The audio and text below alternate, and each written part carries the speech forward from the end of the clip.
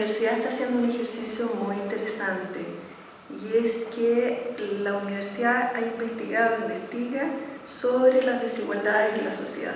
Una desigualdad que tiene que ver con un atributo constitutivo de los sujetos que es el género.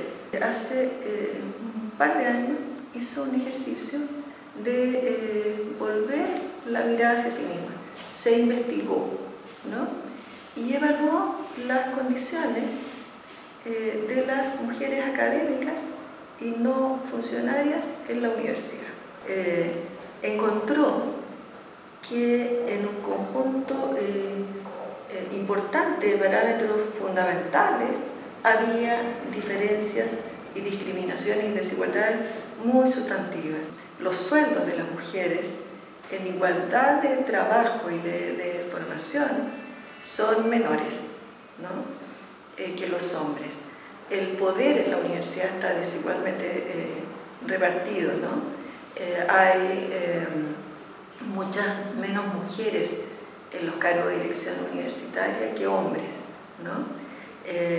Hasta ahora, después de una universidad que tiene muchos años de existencia, todavía no hay una mujer que haya ejercido la rectoría, ¿no? Entonces, esta capacidad de autoobservación y de trabajar institucionalmente en modificar aquellas condiciones que producen desigualdad, creo que es muy interesante y muy alentador para las mujeres. No resulta fácil, ¿no?, porque tienes que hacerte cargo de condiciones particulares que hacen a tu trabajo académico y a tus posibilidades de participar en la conducción de la universidad. La función reproductiva de las mujeres hace que pierdan parte de su tiempo destinado a su avance en su carrera académica, por ejemplo, y les desfasa años de vida respecto a lo que un hombre al mismo tiempo está haciendo en la universidad. La maternidad no puede perjudicar a las mujeres en su carrera académica. Tienes que resolver eso. Eso es un súper desafío para las mujeres y esa es una lucha que es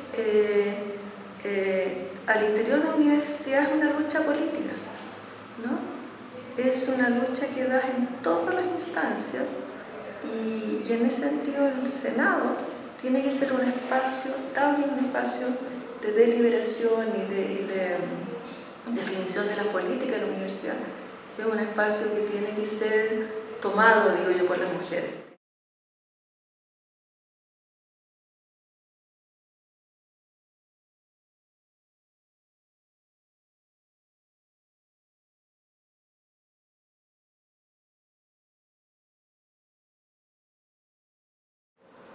Muchas mujeres en Chile han hecho y hacen aborto. El punto es que las mujeres no están necesariamente siempre como actoras del debate, ¿no? Hoy día hay dentro del gobierno mujeres que se han ido constituyendo más, con mayor actoría y con cierta vinculación con sociedad civil. Tenemos una atención importante con la propuesta hecha por la presidenta Bachelet. Naturalmente no responde a la necesidad de la superación del aborto clandestino en Chile y es una propuesta que por tanto afianza, pero precariamente, los derechos reproductivos en Chile, ¿no? El movimiento de mujeres está, y así lo veíamos muchísimas académicas, está porque Chile tenga una ley de aborto que permita hacer voluntariamente interrupción del embarazo a las mujeres cuando, en función de sus propios intereses, decidan interrumpir un embarazo.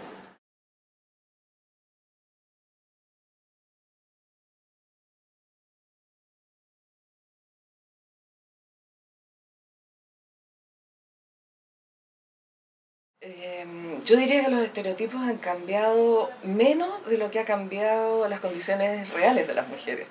O sea, las relaciones sociales de género han experimentado más modificaciones que las ideas preconcebidas que tenemos respecto a lo que los hombres o las mujeres deberían hacer, ¿no? O sea, suponte en la investigación que estuve haciendo para mi tesis, era sobre cómo eran aproximadamente los estereotipos de juveniles para hombres y mujeres en los años 60.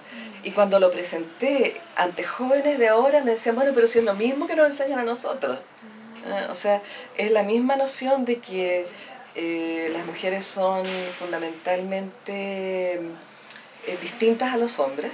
Obviamente el primer estereotipo, digamos, suponer que hay una diferencia instalada entre hombres y mujeres, que los hombres son más activos, son más racionales, que las mujeres son más emocionales y que como que las mujeres se concentran mucho más en las relaciones personales, mientras los hombres se relacionan más con el mundo de las cosas, que se refleja también en cómo se entienden los papeles en la pareja. Y también cómo se va a entender cómo se espera que la mujer actúe en el mundo público. Porque sí ha cambiado enormemente en los 40 años la presencia de las mujeres, sobre todo en el mundo laboral. O sea, pasamos de 25% en los años 60 de mujeres en la población económicamente activa, ahora que es alrededor de 40%. Entonces hay una presencia mucho mayor de las mujeres en el mundo laboral, pero son miradas todavía con estos mismos estereotipos.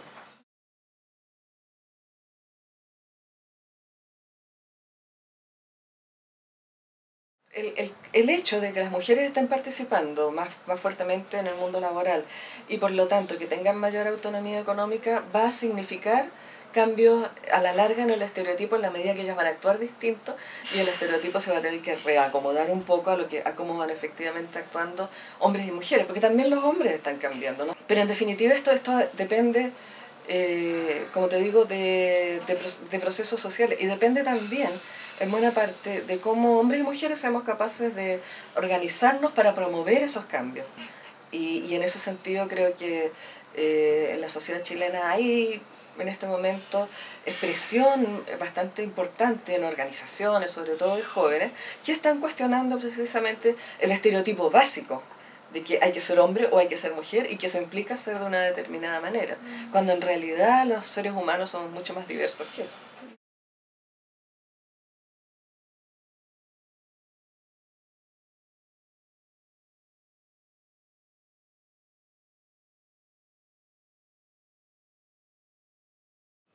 Bueno, creo que tiene varias razones, digamos, y una de ellas tiene que ver con que nosotros vivimos en una cultura en la que hoy en día el parangón es la meritocracia.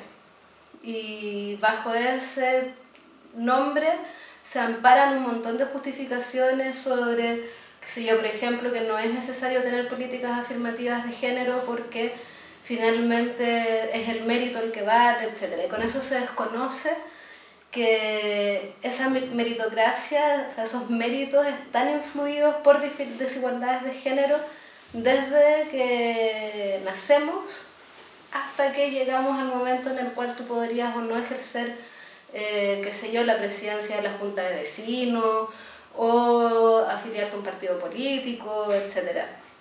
O sea, como sociedad, como cultura, estamos siempre diciéndole a las mujeres que esos ámbitos no son para ellas y las vamos penalizando en la medida en que se van interesando en esas temáticas. Entonces, toda esa parte cultural, digamos, es algo que yo creo que nos falta muchísimo trabajo por hacer, porque sigue operando, ¿no? Y muchas mujeres, de hecho, hoy en día defienden que no debiesen haber políticas afirmativas porque discriminan a las mujeres, porque las tratan casi como que fueran más tontas que los hombres y que por eso es que tienen que haber políticas especiales para ellas. Si desde que naces a ti te están diciendo que los cargos dirigenciales son cargos de hombres, a excepción de las dirigencias comunitarias, es mucho más difícil que a ti te surja la motivación y que desarrolles un interés por tener un cargo.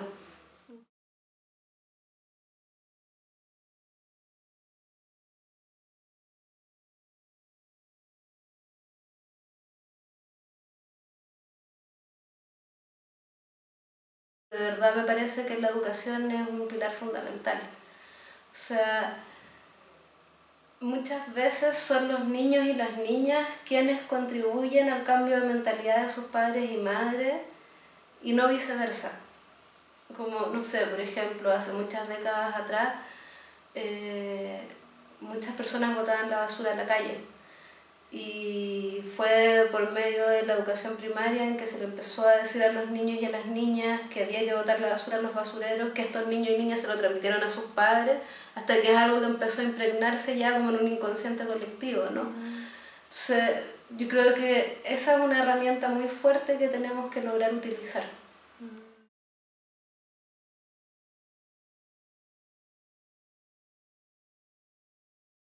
El siglo XX fue como el siglo de la adquisición de los derechos cívicos, digamos, por parte de las mujeres, como de la salida al mundo público, de la adquisición del derecho a voto, del derecho a la educación. De hecho, las mujeres en Chile no pudieron votar hasta 1949, tampoco podían ingresar a la universidad. A esta universidad, la Universidad de Chile, recién las mujeres pudieron entrar luego de que se dictó el decreto Munátegui en 1877. Por lo tanto, creo que todos esos avances son súper claros, son bien concretos y están bastante documentados. Toda esta serie de adquisición de derechos como civiles, republicanos, etc., ¿no? Sin embargo, eso no necesariamente ha implicado cambios culturales que vayan a la mano, o aquellos cambios culturales han sido como mucho más lentos, mucho más dificultosos y muchas veces más difícil de identificar esos problemas, ¿no? De demostrar, porque cuando está escrito, ¿no? Cuando la exclusión es explícita y es evidente, es muy claro de demostrar, ¿no? Había una ley que prohibía a las mujeres votar, o había una ley que prohibía a las mujeres ingresar a la universidad. Sin embargo, hoy en día ya no existen y eso han sido grandes avances, ¿no? Como en los documentos y en el papel está súper claro que las mujeres tienen igualdad de derechos que los hombres. Sin embargo, ahí está como la mayor dificultad, ¿no? Que ahora las diferencias o las brechas de género son más bien implícitas, más bien de carácter cultural, como existe lo que se llama el tejado de vidrio, ciertos tipos de segregación que son mucho más sutiles y más difíciles de identificar.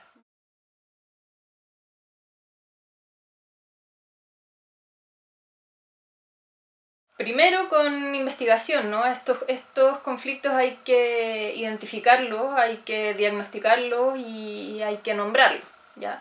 Entonces creo que en esa materia sí que tenemos bastante que aportar desde la academia, particularmente desde el Centro de Estudios de Género, y es un poco a lo que nos dedicamos, ¿no? A poder decir aquí hay un problema. Las mujeres siguen siendo discriminadas por distintas razones, no solo, y esto se cruza con distintas variables, no solamente por el hecho de ser mujeres, sino que las mujeres pobres o indígenas, o etcétera, ¿no? Se van como concatenando una serie de variables y nuestra labor dentro de este centro es también ir identificando aquellos problemas, ir nombrándolos. Eso es como el primer paso para poder diseñar como distintas estrategias para poder ir haciendo esas transformaciones que, como decíamos, muchas de ellas son de índole cultural y tienen mucho más que ver con las subjetividades, con las acciones como cotidianas, etc. Pero otras sí que se pueden ir modificando de acuerdo a como lo que se llaman medidas de acción positiva o a la transformación de ciertos decretos, leyes o prácticas que sí pueden estar como determinados a partir de ciertas normativas.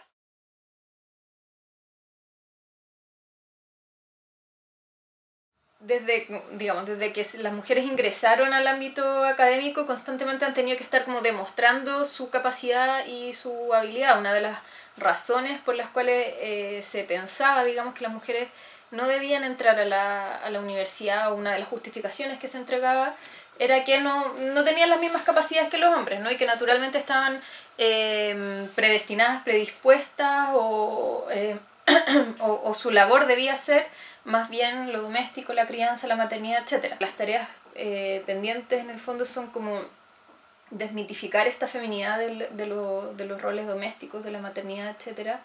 Empezar como a compartir tareas en ese sentido, que los hombres ingresen mucho más al mundo doméstico, etcétera.